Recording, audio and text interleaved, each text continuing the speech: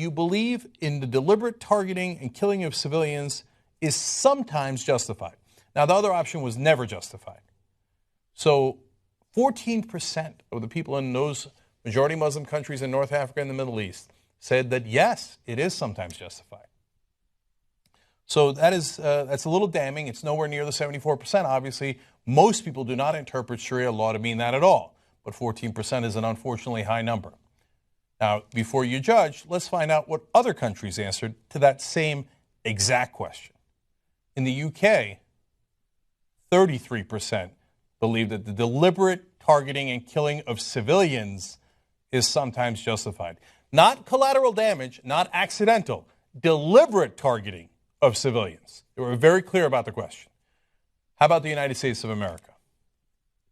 50% thought that deliberate targeting and killing of civilians is sometimes justified.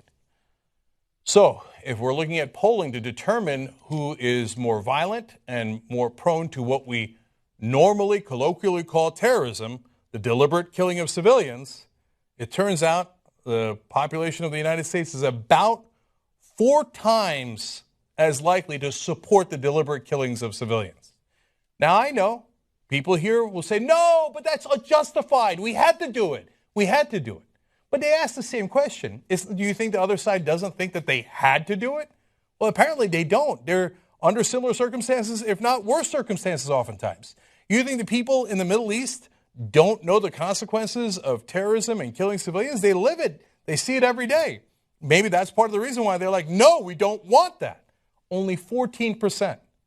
Here in America, 50%. Now, if you don't like those polls, well, you got to look in the mirror and figure out what's going on with you. All right, so if you think, wow, that's something we should work on together here in America to make